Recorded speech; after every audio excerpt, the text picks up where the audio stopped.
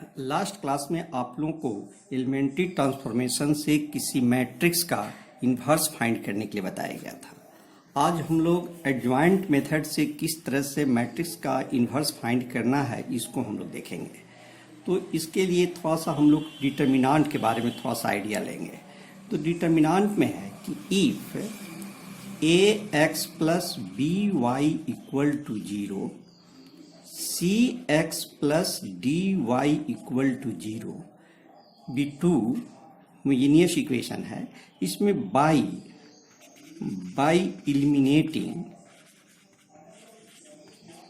eliminating x and y we get ad minus bc equal to 0। इससे एक दोनों equation से हम लोग एक्स वाई को इलिमिनेट करेंगे तो हम लोग का एक एक्सप्रेशन आएगा A D minus B C equal to 0। This expression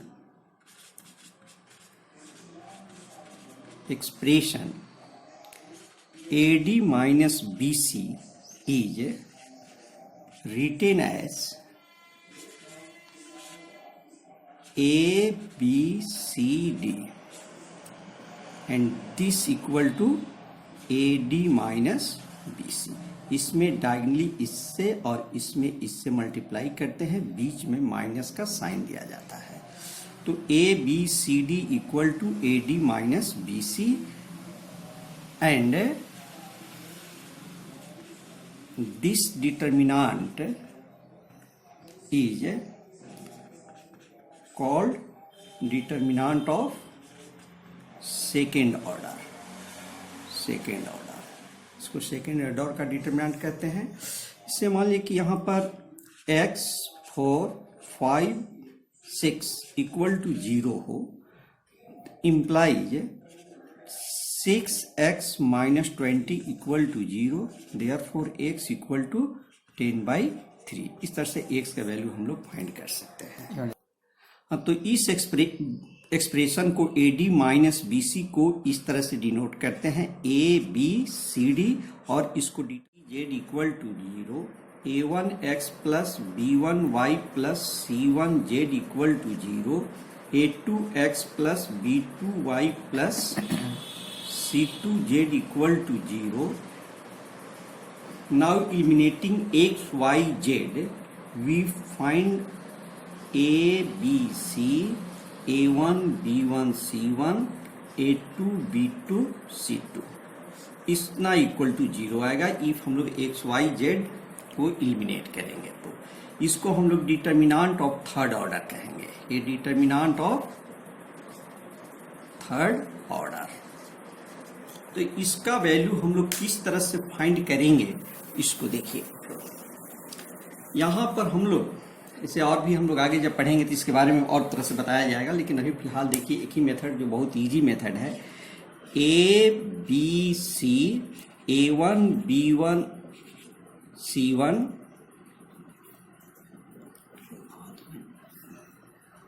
b1 a2 b2 c2 equal, इसको इस डिटर्मिनांट को यहाँ पर लिख करके ये शुरू का दो जो कॉलम्स हैं इसको हम लोग साइड में लिख देते हैं, A B a1 b1 a2 b2, और दिस इक्वल टू हो जाएगा। इसको डायगनली हम लोग मल्टीप्लाई करेंगे, इसको हम लोग डायगनली मल्टीप्लाई करेंगे। जैसे यहाँ से इसमें इस तरह से हम लोग डायगनली मल्टीप्लाई करेंगे।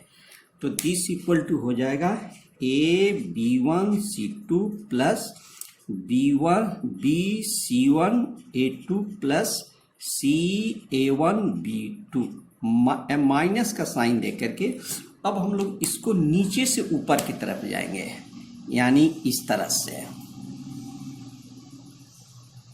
तो दिस इक्वल टू हो जाएगा a2 b1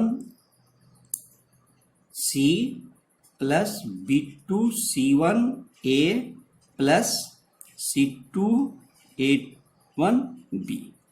इस तरह से हम लोग इस डिटर्मिनांट का वैल्यू को फाइंड कर सकते हैं। जैसे एग्जांपल के रूप में है, यहाँ पर 1 2 0 0 1 -2 3 4 1 इसका वैल्यू फाइंड करना है, इस डिटर्मिनेंट का वैल्यू फाइंड करना है। तो क्या करेंगे हम लोग कि दिस इक्वल टू यहाँ पर 1 2 0 0 1 -2 3 4 -1, इसके साइड में हम लोग 1 2 0 1 3 4 लिख देंगे और दिस इक्वल टू क्या हो जाएगा, इस पे मल्टीप्लाई करेंगे तो -1, ये हो जाएगा हमारा -12, ये 0 हो जाएगा। अब माइनस, अब इससे करेंगे तो ये 0 और यहाँ पर -8, ये भी हमारा 0 हो जाएगा। तो this equal to -13 plus 8 equal to 5 होगा। तो इस तरह से डिटर्मिनेंट का वैल्यू हमारा 5 आया। तो आप लोग को इसमें थर्ड ऑर्डर और सेकेंड ऑर्डर का डिटर्मिनेंट ही पढ़ना भी है। डिटर्मिनेंट पढ़ेंगे तो उस समय इसके बारे में डिटेल में हम लोग देखेंगे। अब आप लोग का इसमें अब हम लोग देखेंगे minor and cofactors, minors and cofactors. इसमें मैट्रिक्स का और डिटर्मिनेंट दोनों का माइनर और कोफैक्टर एक ही तरह का हम लोग फाइंड करते हैं।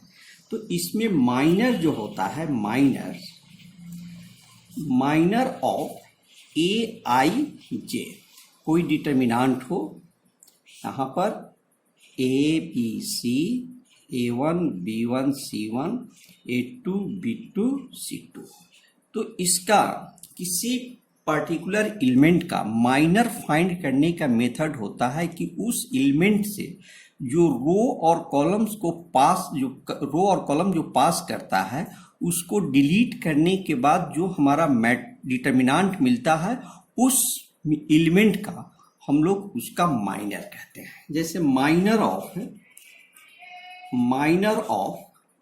B1 का माइनर फाइंड करना है तो इसको हम लोग जिसे M22 लिखेंगे, सेकेंड रो सेकेंड कॉलम का एलिमेंट है तो इसको हम लोग M22 लिखेंगे। तो इसका माइनर जो होगा यहाँ से B1 से ये इसका माइनर फाइंड करना है। तो इससे जो एक कॉलम है और ये रो है इसको डिलीट करने के बाद जो हमारा डिटर्मिनेंट मिलेगा इसे AC A2 C2, this equal to AC2 minus A2C, ये हमारा इसका माइनर कहलाएगा।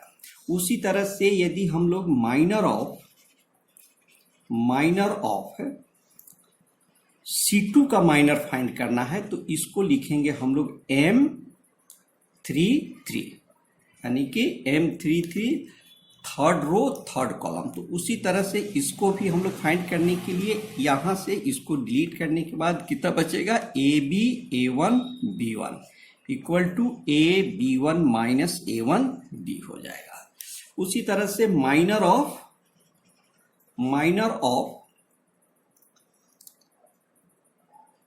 B का माइनर फाइंड करना है तो इतना को लिखेंगे M12 first row second column.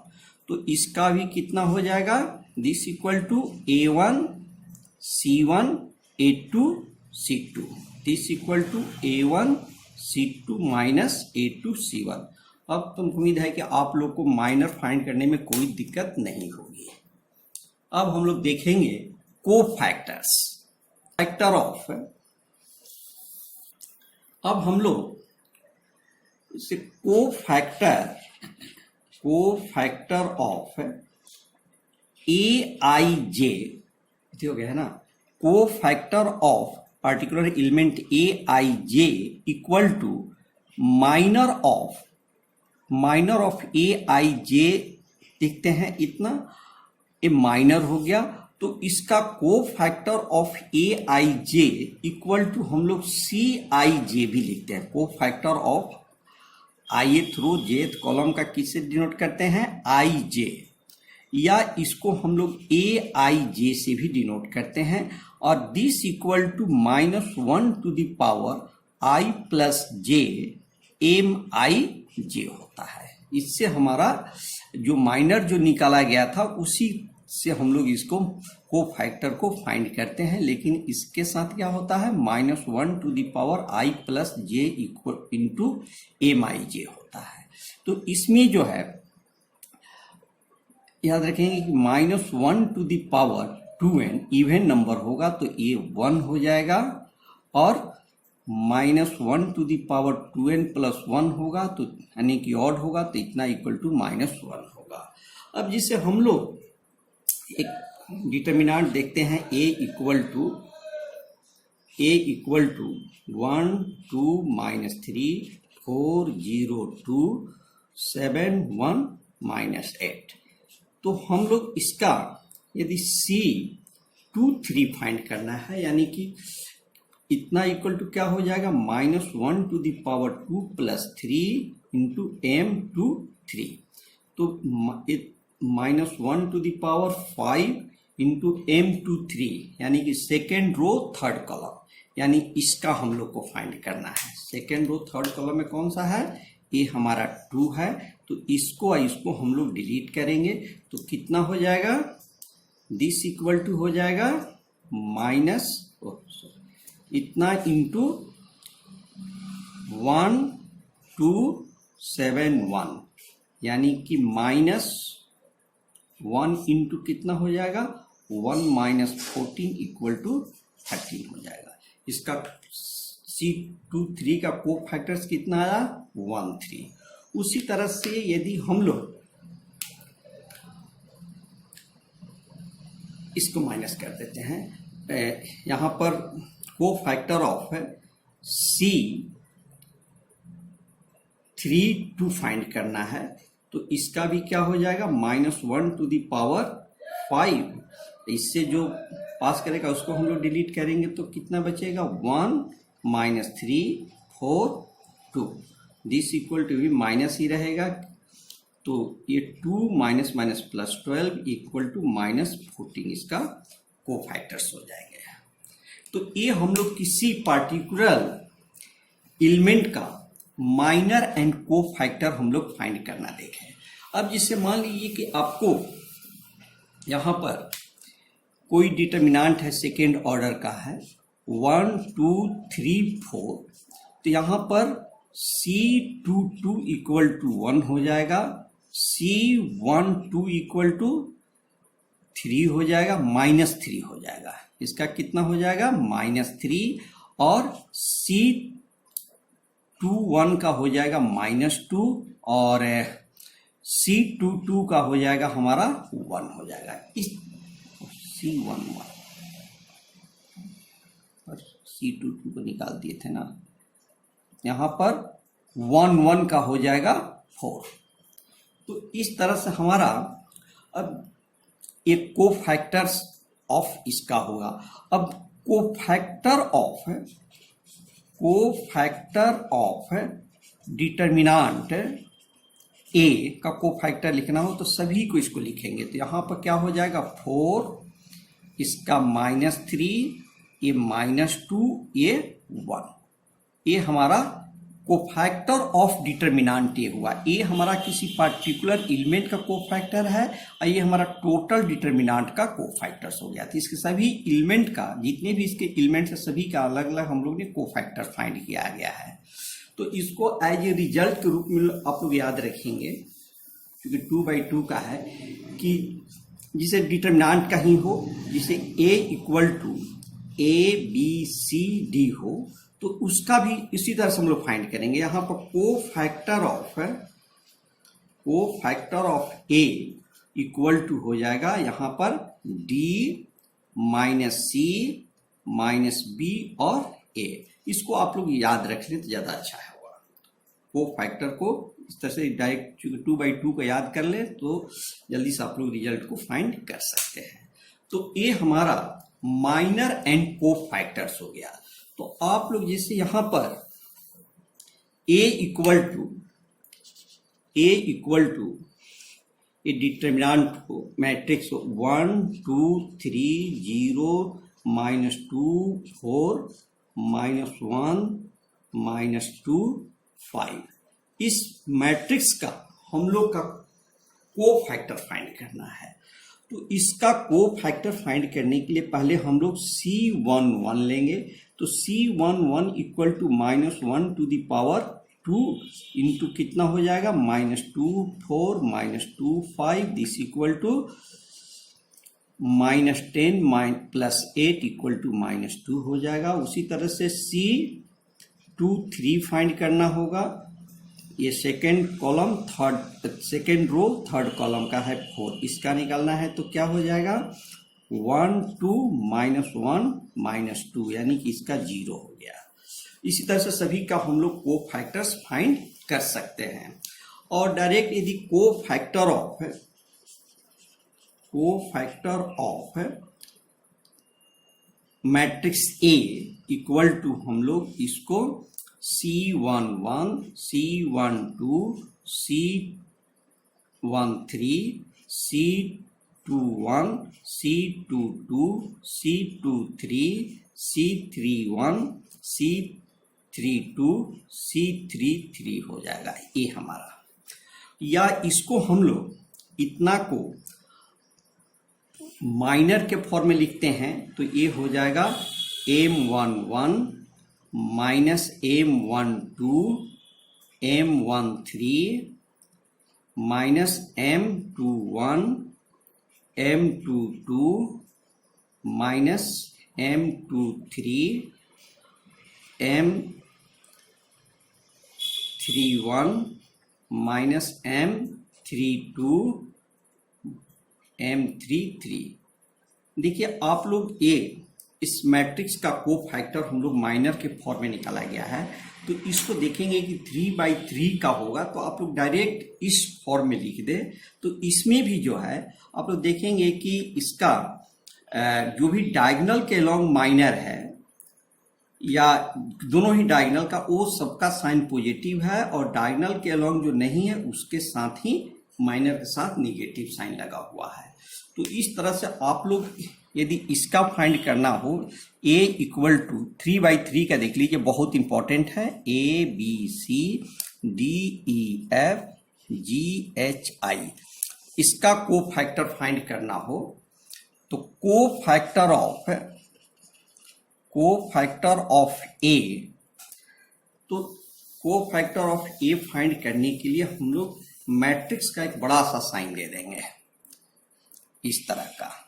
यहाँ पर हम लोग यहाँ पर प्लस, यहाँ पर फिर माइनस का साइन देंगे डिटर्मिनेंट लिखने के लिए, फिर ये प्लस हो जाएगा, फिर ये माइनस हो जाएगा, यहाँ पर प्लस हो गया, फिर माइनस हो गया, यहाँ पर प्लस हो गया, ये माइनस हो गया, यहाँ पर फिर प्लस हो गया। अब इसमें जो है हम लोग ए का यहाँ पर कितना लिखेंगे EFHI, इसमें लिखेंगे हम लोग DFGH,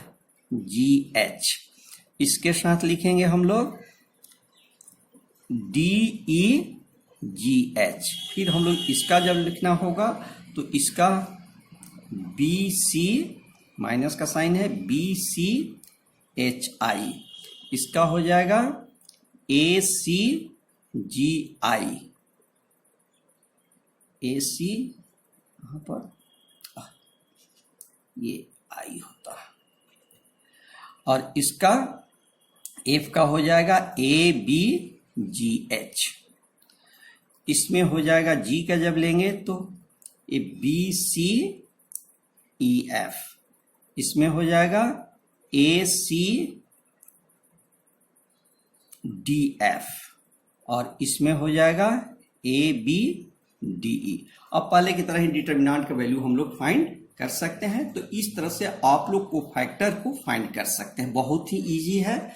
अब इसमें जो है आप लोग का कोफैक्टर फाइंड करने के बाद अब हम लोग फिर मैट्रिक्स पर ही अब आएंगे।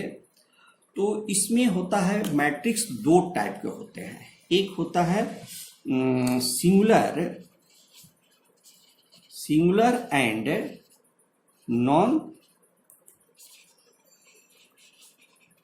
Singular square matrix. देखिए इसमें ये जो मैट्रिक्स था इसका कॉरस्पॉन्डिंग डिटर्मिनेंट जो होता है, corresponding determinant this equal to हम लोग डिटर्मिनांट के साइन के रूप में इसको लिख दिया जाता है। तो यहाँ पर singular and non singular square matrix है। तो इसमें है कि square matrix A is called singular matrix if determinant of A equal to 0. Otherwise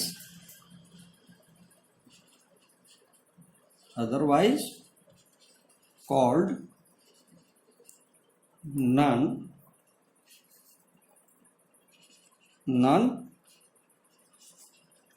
singular matrix. That is determinant of A equal to 0, तो ए क्या होगा? Singular matrix. और determinant not equal to 0, तो ए हमारा नॉन सिंगुलर हो जाएगा।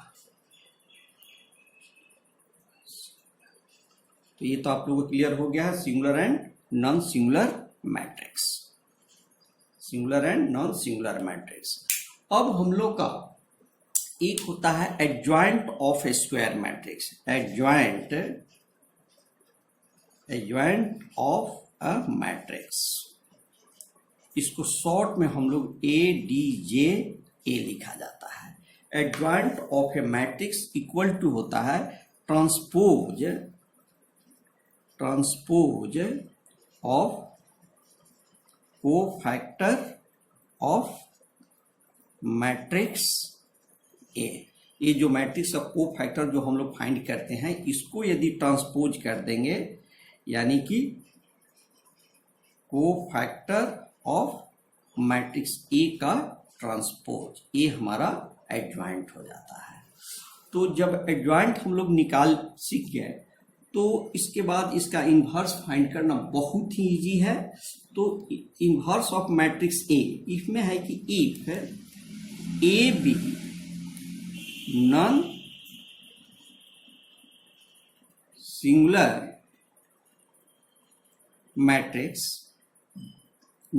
Matrix, यानी कि determinant of A not equal to 0 है, तो ए इनवर्स इक्वल टू होता है adjoint A by determinant of A. Adjoint हम लोग जो फाइंड कर लेंगे, इसके बाद डिटर्मिनांट से डिवाइड करने के बाद हमारा उसका इनवर्स मिल जाता है।